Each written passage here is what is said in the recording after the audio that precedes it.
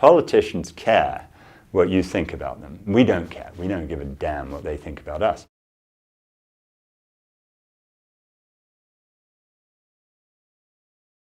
I'm Clive Stafford Smith. I'm the director of the charity Reprieve, which I set up back in 1999. And our purpose is to try to help the most hated people in society, which began with people on death row. And I've spent many, many years representing people on death row in the United States. And I got to tell you, I've been to executions. I've been to the execution of 6 of my clients, and there is no moment in life when the disparity between the power of the government and the power of the individual is any greater than when the government wants to take you and kill you. When you're facing execution in the richest country on earth, you have no right to a lawyer, and you're meant to represent yourself. And I thought that was just mad.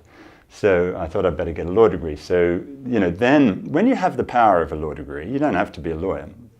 But when you have power, you can finally put some barrier between an individual who's being so despised that we want to kill him and the people who are despising him, and that's our job. And you'd be astounded. It's one thing people always talk about, murderers and so forth. Of the people I've represented, the number of innocent people, it drives me crazy representing innocent people, because there's quite a pressure. But the proportion of people we sentenced to death who didn't do it is just shocking. President George Bush established Guantanamo Bay, and there they planned to execute everyone without a real trial, and they weren't going to even give them lawyers for their trial. So then we started doing those cases, and we've represented a whole lot of Guantanamo prisoners. Then we get into all this torture stuff. And right now, I'm kind of obsessed with the kill list. That if you'll believe it, in the 21st century, both Britain and America have a list of people they want to assassinate. I mean, this has been illegal since 1758.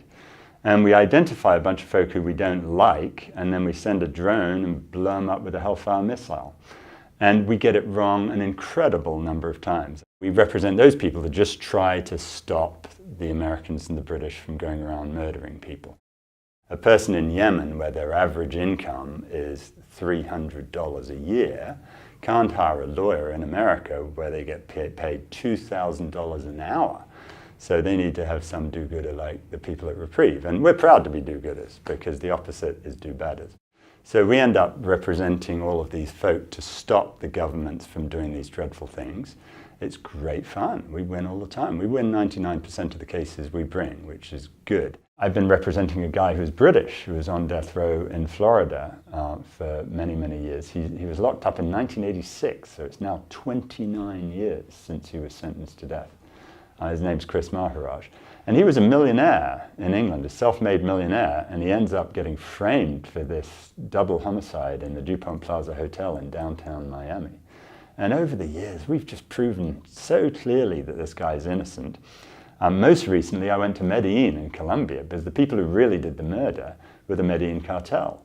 And I got Pablo Escobar, who ran the cartels, his #1 assassin, a guy called John Jaro Vasquez, to give us a recorded statement saying, how dare they put this guy on death row for this double murder? That was one of ours.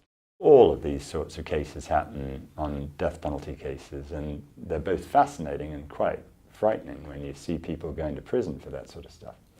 Then when you think about Guantanamo Bay, all sorts of guys ended up in Guantanamo. I've represented 80, or Reprieve has, 80 people in Guantanamo.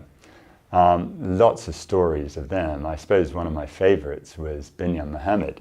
Binyam was a British resident who had been picked up in Pakistan, and the Americans became absolutely obsessed that he was involved in a nuclear bomb plot. What they did was they took Binyam, and Binyam, because he was brought up in Britain, they say, we want you to tell us everything. And Binyam says, no, wait a minute, I know my rights, I don't have to talk to you. I'll talk to the Brits because I'm from there, but I'm not talking to the Americans. So that means the Americans think he's guilty of something, so they start torturing him. And they apply all sorts of dreadful stuff. They took him to Morocco, where for 18 months they took a razor blade to his genitals every 2 weeks, and they did dreadful things there. And then they took him to the dark prison, which was in Kabul in Afghanistan, where they blasted music at him 24 hours a day, incredibly high volume in a pitch black cell, freezing cold. We did a little thing on the torture by music because it amused me, that we got all of the different songs they used to torture people. Their favorite was Barney the Purple Dinosaur, I love you, you love me, we're a happy family, which would drive you mad if you had that blasted at you for hours on end. But they had all sorts of other, they used to blast Born in the USA at these poor prisoners because they didn't understand what Bruce Springsteen meant. But this was used to torture Binyam, and it's kind of interesting in a sick way as to which was worse. Which would you rather have? Would you rather be tortured with a razor blade to your genitals, or would you rather be tortured with music blasted loudly at you? And, you know, not a decision you necessarily want to make, but Binyam said, look, the razor blade's way easier to deal with than the music, because there you know there's going to be pain and the pain will be over. But with the music, you feel your brain slipping away and you're going mad, and that's just uncontrollable. What we try to do is stop people from doing this crazy, crazy stuff that ends up just making the world descend into chaos. It's a great privilege to do it. I love to do it. We end up having so much power. Politicians are terrified of our whole organization because, see, the thing about it is politicians care what you think about them because they care and they want you to vote for them so they can screw up your country some more. We don't care. We don't give a damn what they think about us. And that gives you an enormous amount of power because they're afraid, and you know they do these dreadful things, and then we go after them for the next several years, and they're constantly lying about it, so you catch them out lying, and ultimately you prove it, and then they lose their jobs, and the world becomes hopefully a slightly more sane place.